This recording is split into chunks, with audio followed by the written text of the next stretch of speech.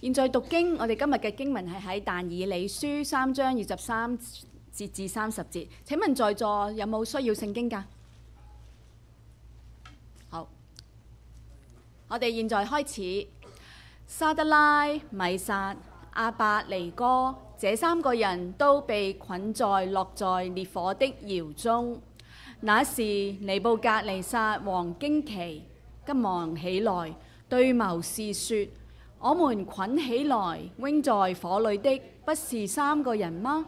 他們回答王說：王啊，是。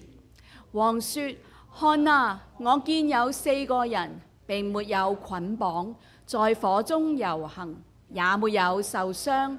那第4個的相貌好像神子。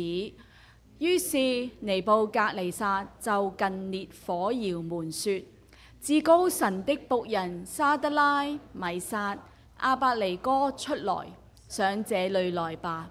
沙得拉、米煞、亞伯尼歌就從火中出來了。那些總督、欽差、巡撫和王的謀士一同聚集看這3個人，見火無力傷他們的身體，頭髮也沒有燒焦，衣裳也沒有變色，並沒有火燎的氣味。尼布甲尼撒說：沙得拉、米煞、亞伯尼歌的神是應當稱頌的。他差遣使者救護倚靠他的僕人，他們不遵王命，捨去己身，在他們神以外不肯侍奉敬拜別神。現在我降旨，無論何方、何國、何族的人，謗讟沙得拉、米煞、亞伯尼歌之神的，必被凌遲，他的房屋必成糞堆，因為沒有別神能這樣施行拯救。那時王在巴比倫省高升了沙得拉、米煞、亞伯尼歌。聖經讀畢，願神祝福讀去話語嘅人。現在講到請黃牧師，今日係撒但所愛的基督徒。請黃牧師。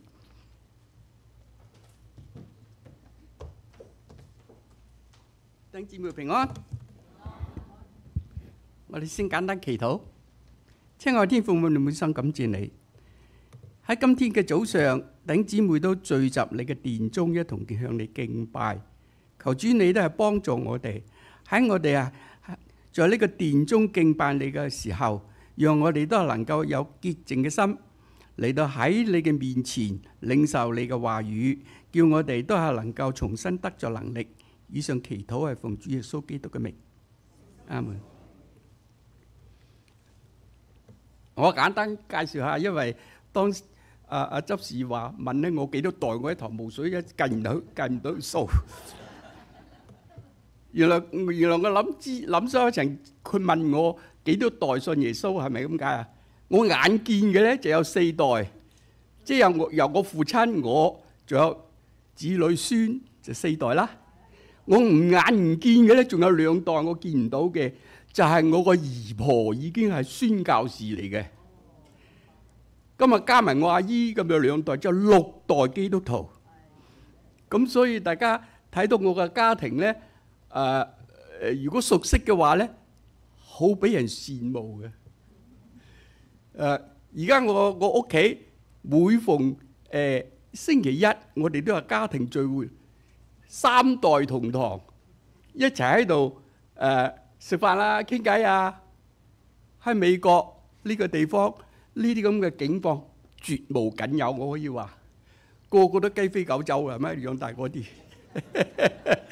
我屋企咧就個個翻晒嚟嘅，所以咧係神好祝福嘅一個家庭。願大家都係咁。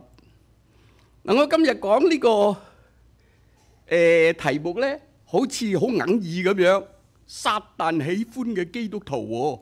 其實我唔係講呢個主題嘅，我另外一個主題咧係講呢都係呢段經文。佩文咧就好醒目，佢話牧師，你呢篇讀經講到好似喺舊年講過噶咯喎。咁我話係咁啊，睇下原來舊年9月1號嗰個禮拜講咗嘅。今日呢段經文我雖然係咁，我話潘文唔使驚，經文照保留。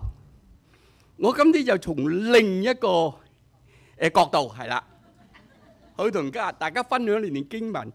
其實聖經裏面提醒我哋啊，常常讀經嘅人，晝夜思想，這人便為有福，係咪啊？咁所以我哋教會嘅今年主題咧就愛主話語。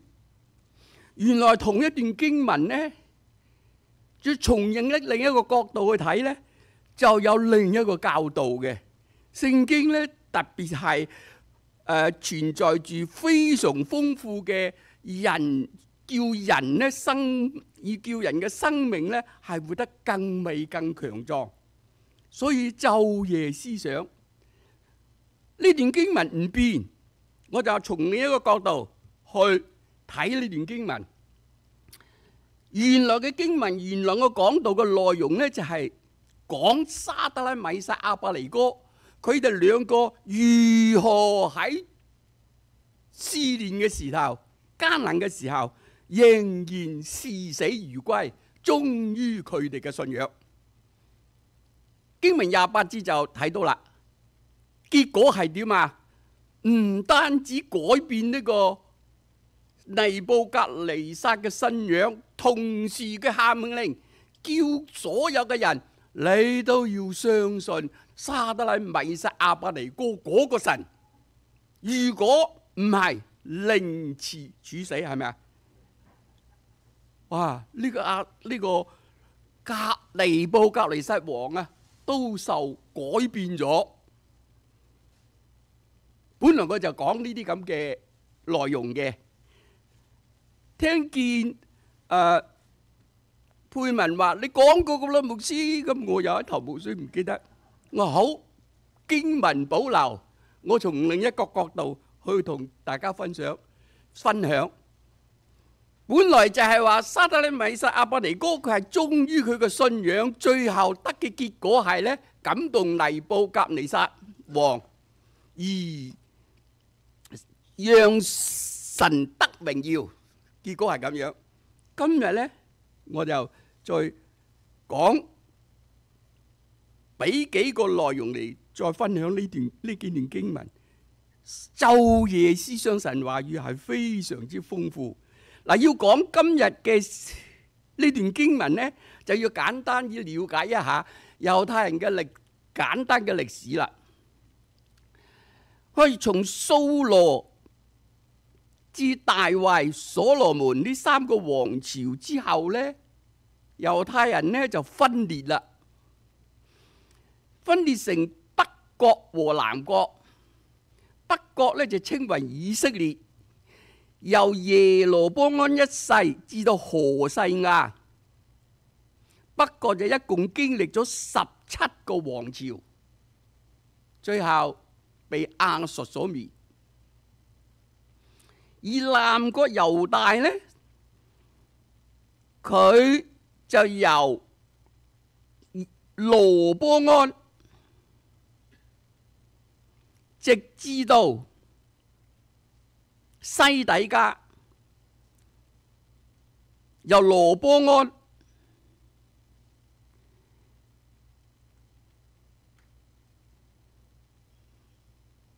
直至到西底家，被巴比倫所滅。大衛王朝經歷514年6個月又10日，長比呢個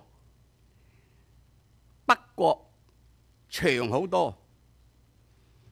咁啊，雖然都係被亡國啦，咁呢個巴比倫咧王咧就將呢啲猶太人就擄咗。但以理書1章一開始就話，猶太人喺約雅敬在位3年，巴比倫王尼布甲尼撒就嚟到耶路撒冷圍城，將猶太猶大王約雅敬同埋神嘅殿嘅裏邊嘅器皿，都老到佢哋巴比倫王嗰啲廟嘅裏邊收藏起嚟，然後又吩咐太監長從以色列人皇室個後裔嘅貴族嘅裏邊呢，揾幾個人出嚟。呢啲人嘅條件係乜嘢呢？係要冇殘疾，要俊美，要通達各樣嘅學問，知識聰明具備，咁樣將來訓練佢侍立喺王面前。尼布甲尼撒王好聰明，攞咗咁多猶太人嚟，點樣管理佢哋呢？就由選擇一啲聰明伶俐、具備智慧嘅人，訓練佢哋侍立喺王面前，咁樣就比較容易控制啲猶太人啦。好聰明啊！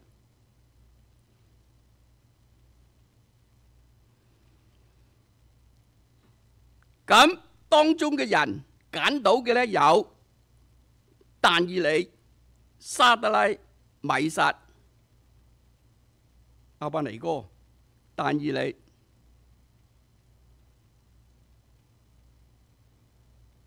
揀咗呢幾個人呢，你都係訓練佢學習嗰啲，並且要學習嗰啲佢哋嘅尼布甲尼撒佢哋嘅語言。咁後來頭先讀嘅經文就係話，呢三個人遭遇好大嘅不幸，俾人綁住掟入個火窯嗰度，要用烈火處死。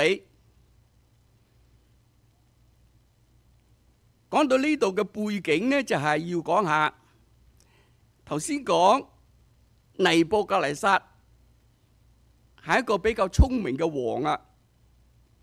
首先佢要安撫嗰啲猶太人，被擄嘅猶太人，佢就要揀咗啲猶太人嗰傑出嘅人嚟訓練佢，由佢哋係成為佢嘅顧問啊，所謂啊，可以講啊。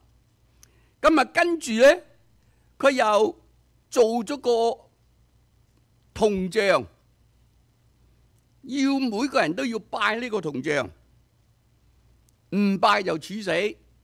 經文裏邊講到呢三個人呢，視死如歸，佢哋唔願拜呢個偶像。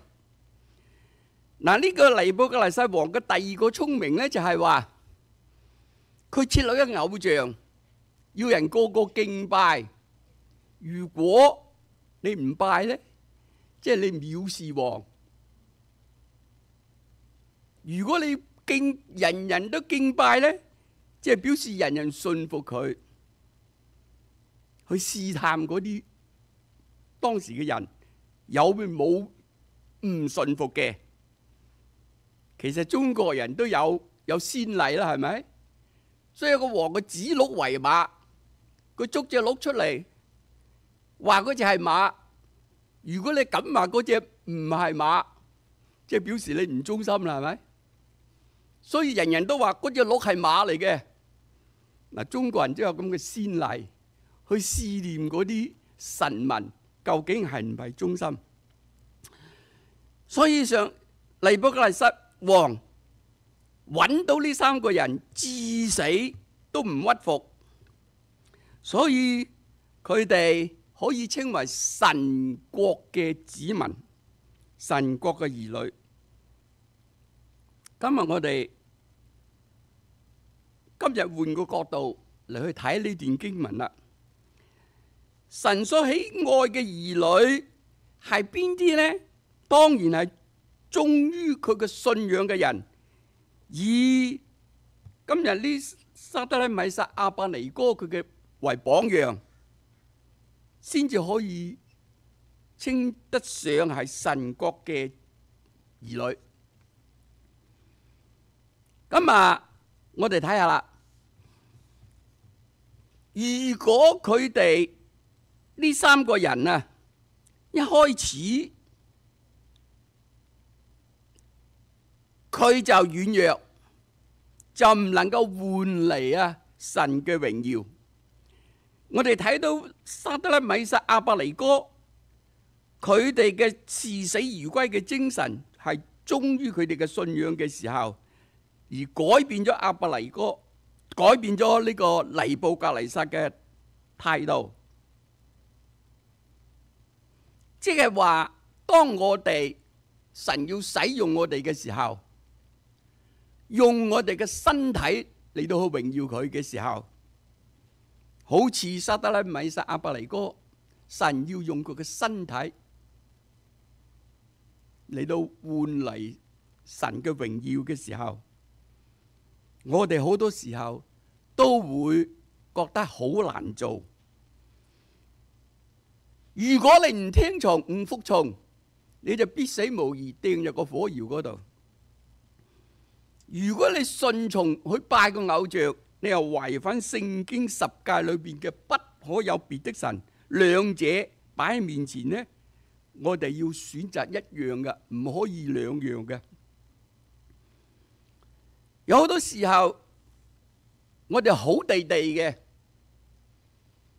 無端端有疾病襲擊，或者有好大嘅危險擺喺我哋嘅面前嘅時候，咁我哋要點樣去睇呢啲事情嘅發生呢？係咪神又要利用我哋嘅身體去榮耀佢呢？我哋睇下耶穌時代約翰3章1至3節，耶穌向前走嘅時候，睇見一個生嚟就盲眼嘅人。耶穌就問門徒就問耶穌：呢個人生嚟失明，係佢犯罪啊，還是佢個父母犯罪呢？耶穌點答呢？既唔係呢個人嘅犯罪，亦唔係佢父母犯罪，而係我要喺佢身上顯出神嘅榮耀嚟。有時我哋經歷突如其來嘅苦難，有機會係神喺我哋嘅身上要我哋榮耀佢嘅。呢個生嚟盲眼嘅人，耶穌指明唔係佢犯罪，同佢父母犯罪都係冇關，而係要我喺呢個人嘅身上顯出神嘅作為。就係話後來耶穌醫好呢個盲眼嘅人，行咗神蹟，人就見到基督唔單止係人，亦都係神，先至有咁嘅大能啊嘛。所以我哋知道，而我哋唔知道神係唔係，或者幾時用我哋嘅身體去榮耀佢，我哋唔知道。假如有一日我哋嘅身體被神選中，要用我哋嘅身體去榮耀佢，好似沙得拉、米煞、亞伯尼歌咁樣，神要佢俾人掟入個火湖，我哋點樣去對待呢？如果神選中我哋嘅有朝一日，我哋係唔係仍好似沙得拉、米煞、亞伯尼歌咁樣，除神以外唔肯敬拜別的神，以呢種咁嘅態度去回應呢？我哋係咪咁呢？定抑或情願做個逃兵，做個撒旦所愛嘅基督徒？乜嘢叫做撒旦所愛嘅基督徒啊？今日我哋唔能夠唔從另一個角度去了解今天嘅經文，乜嘢叫做撒但喜愛嘅基督徒？我哋嘅身體被神使用，我哋嘅身體係要嚟榮耀神。一旦有苦楚臨到，或者係大疾病到嚟纏繞，遇上生命威脅，好似沙得拉、米煞、亞伯尼歌咁有幾多人做得到？好似沙得拉、米煞、亞伯尼歌咁樣視死如歸，我哋做唔做得到呢？沙得拉、米煞、亞伯尼歌，佢唔單止視死如歸，佢擇善而固執啊！我哋講到，我哋所講，既然係好嘅，佢就堅持。唔通佢哋就唔可以委曲求全嗎？其實佢有好多理由嘅喎，佢唔去拜呢個偶像冇問題嘅。如果佢要搬出佢嘅理由嚟嘅話，佢大可以拜呢個偶像，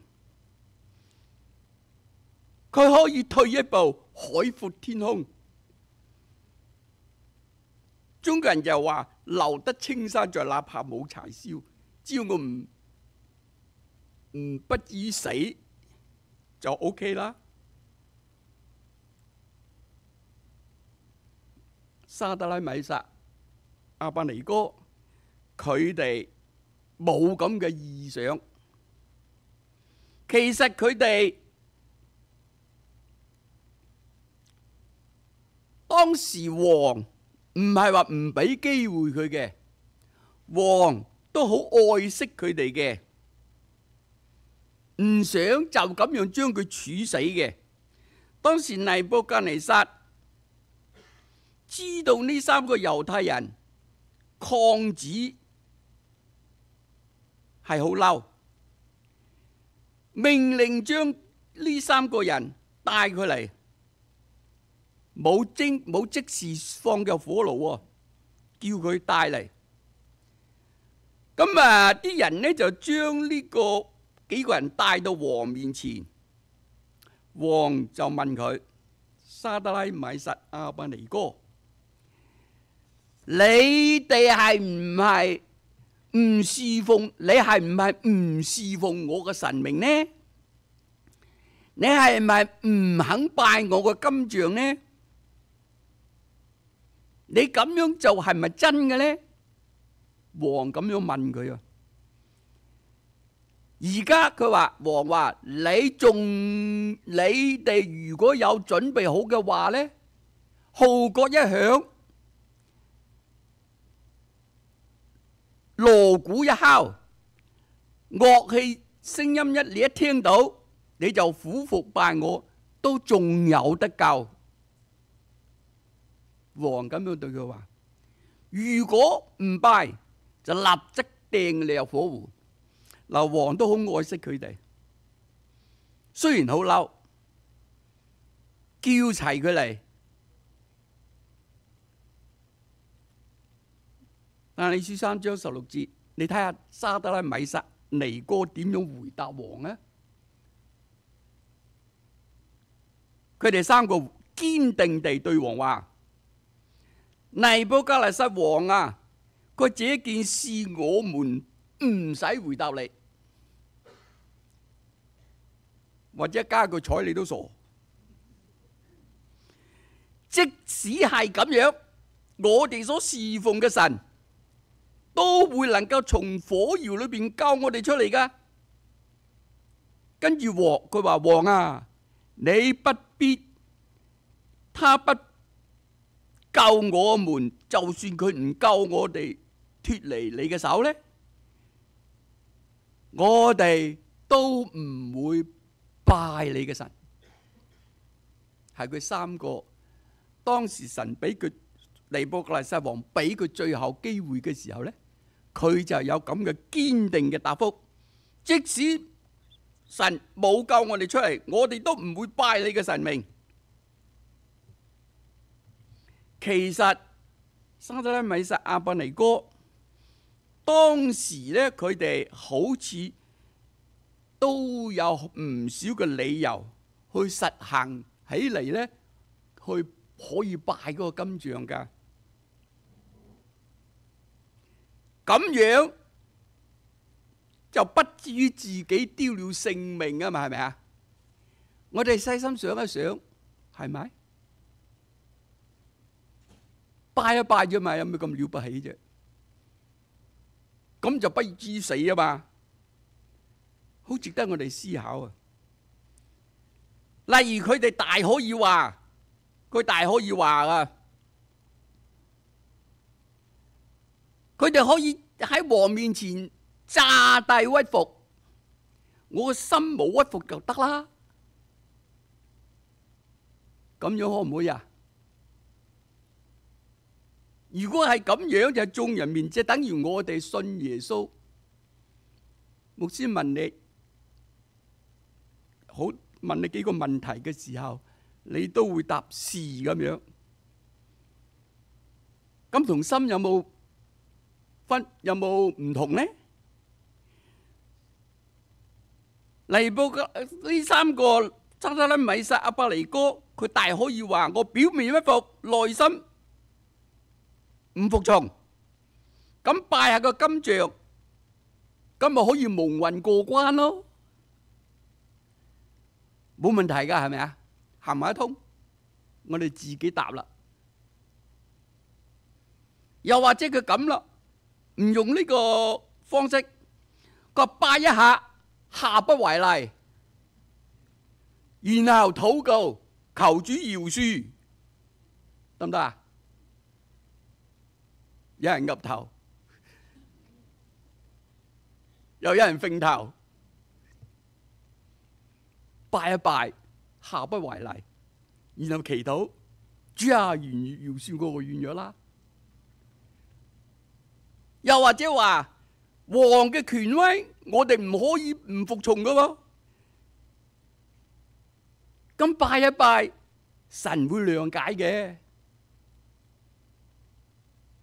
咁個理由又啱唔啱咧？好多理由，或者佢哋又會話：我身處外地，即係外邦啊，拜下個偶像，只不過係入鄉隨俗，神會體諒嘅。可唔可以存咁嘅心地咧？又或者話：唉，我哋嘅祖先以色列啊，曾經喺殿中都拜，甚至擺偶像添啦。我哋今日奉王名拜一拜，都唔俾我哋嘅唔俾我哋嘅祖先咁愚昧啦。求其啦，拜下啦。最後會話：如果我唔拜，會判死嘅喎。如果我死咗之後咧，王就會揾第二啲人咧代替我哋嘅高職，咁樣我哋嘅民族咧就仲快玩完啦。拜下咪算咯嚇！哇，咁多理由，你話行唔行得通呢？作為基督徒，我哋遇到困境，遇到神想用我哋嘅身體去榮耀佢嘅時候，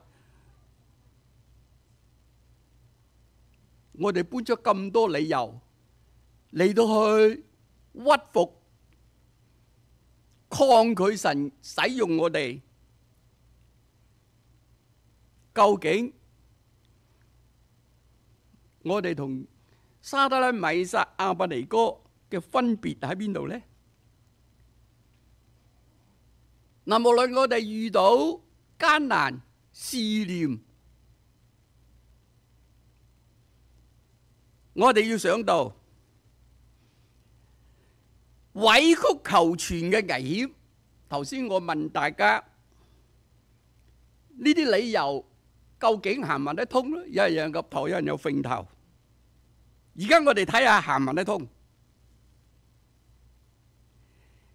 基督徒遇上逆境，好多時候就會長差短嘆。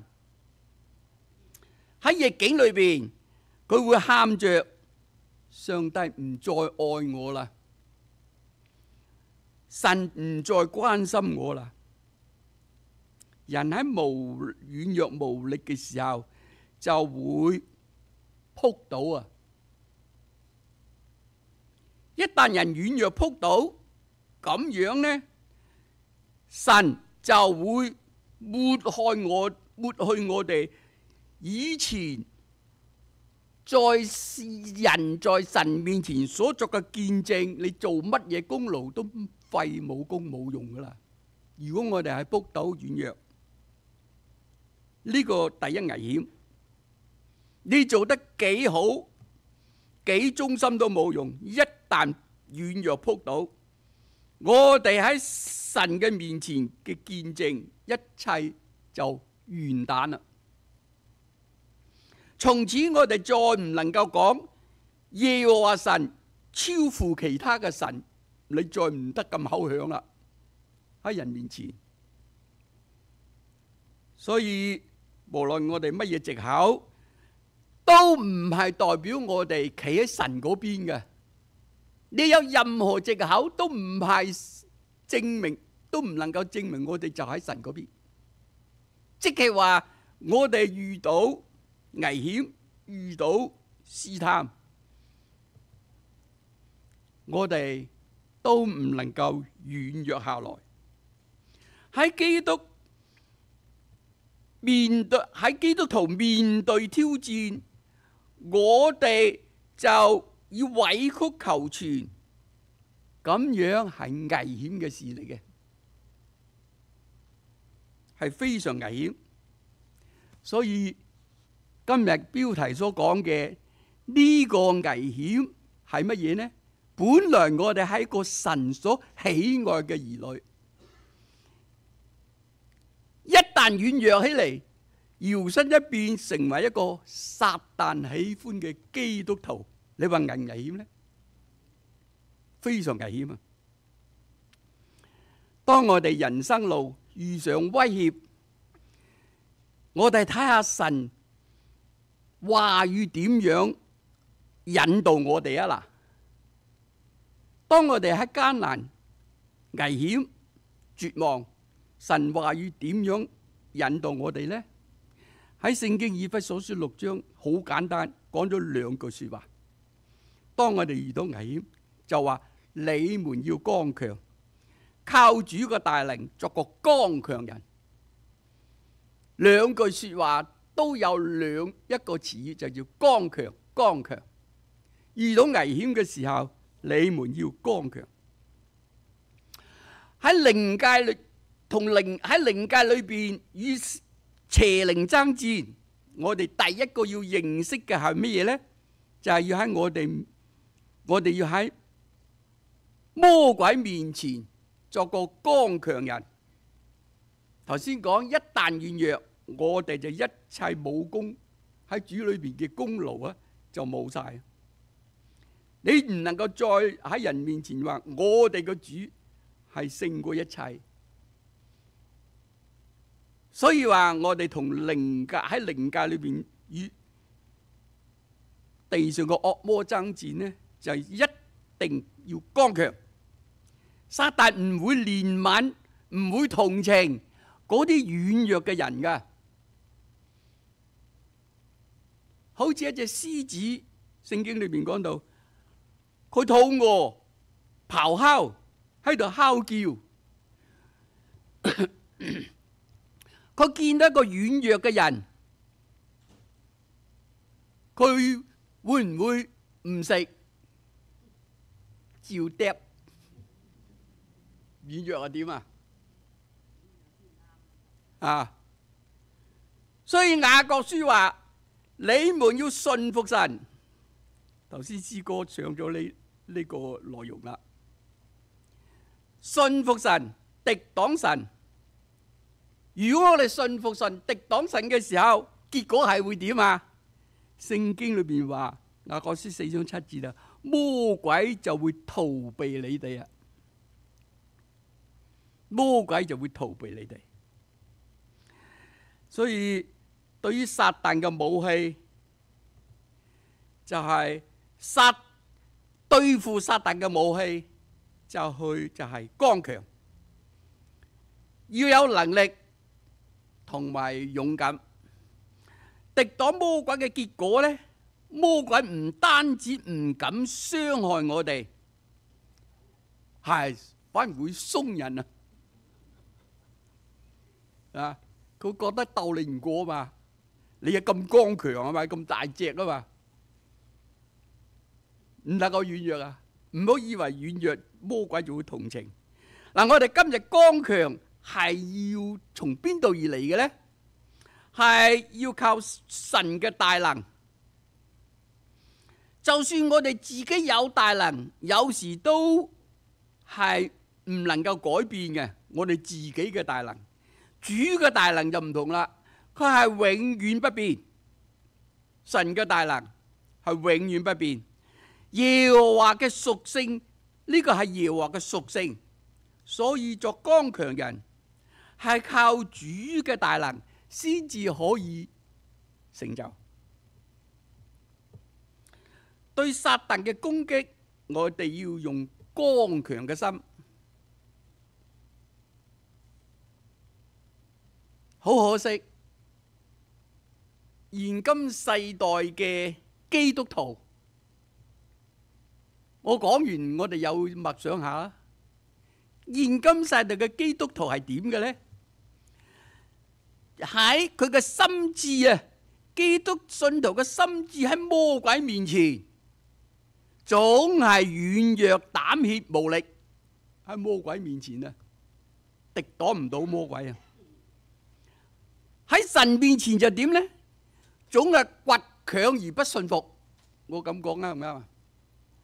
常常呢係傾向罪嘅比較多，倔強不順服喺神面前，喺魔鬼面前就膽怯無力。現今世代嘅基督徒呢啲好多時候喺艱難試探就搬出好多理由嚟到去敵擋神。我屋企住喺隔離有個係廣州移民嚟嘅，我哋做鄰居做咗幾十年噶啦。佢個仔女都喺嗰度出世嘅，已經20幾歲。嗰個仔就好百厭嘅，個老豆成日話佢呢樣嗰樣，又跳皮又唔聽話又咩？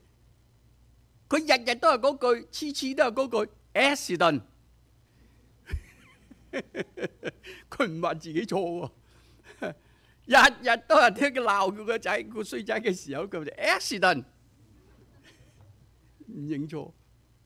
佢老豆話你咁多 accident， 真係即係俾佢激死啊！信徒嘅生活，自己要自己成為神喜悅嘅兒女，係點樣做得到呢？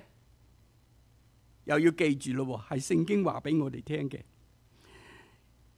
信徒生活要成為神喜悅嘅兒女，就要哥林多後書13章5節，要點啊？常常省察，喺信仰中嘅生活要考察自己。如果你唔苦心自問，唔常常省察下自己呢，我哋冇辦法做得到，冇辦法做到神喜悅嘅兒女啦，做唔到，好難。我想問幾個問題，大家唔知大家會唔會答得到？嗱，第一個就係話世間上唯一唔可以複製嘅係乜嘢？樣樣都可以 copy 嘅，而家係咪啊？人都可以 copy嘅，聽我話唔使幾耐。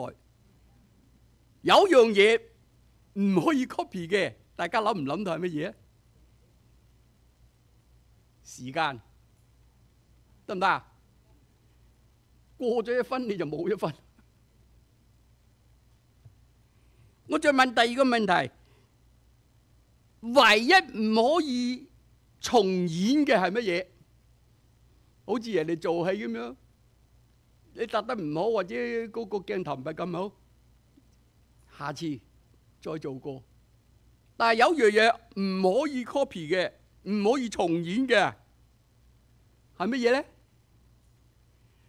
係我哋嘅人生啊！你可唔可以走喺人生世上走咗一轉，第二轉再走過第二轉啊？雖然佛教裏邊話有輪迴，係咪？即使你輪迴都唔係你舊時嗰個人噶，係咪？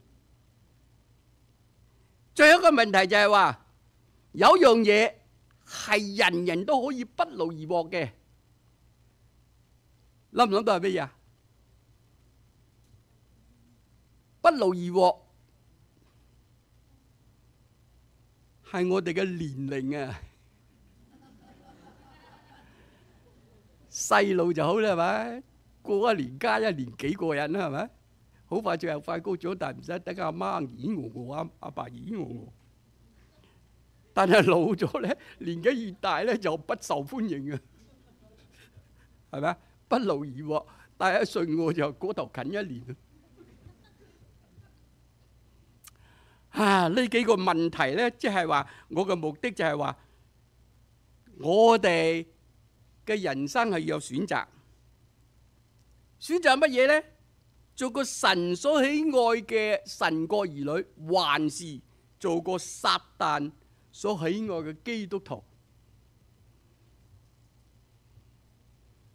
我哋要選擇，因為好多嘢我哋唔能夠，我哋要選擇呢樣嘢，我哋就可以去選擇。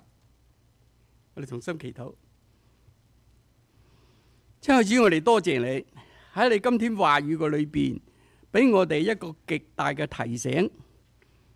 求主賜下憐憫，叫我哋都能夠依靠你，從你而嚟嘅能力勝過試探，依賴你嘅大能大力，做個剛強人，並立志做個基督徒，你所喜愛而不是撒旦所喜愛嘅基督徒，成為你神兒女喜愛，成為你喜愛嘅兒女，而唔係做個撒旦喜愛嘅基督徒。求主賜我哋能力，幫助我哋，禱告奉主名。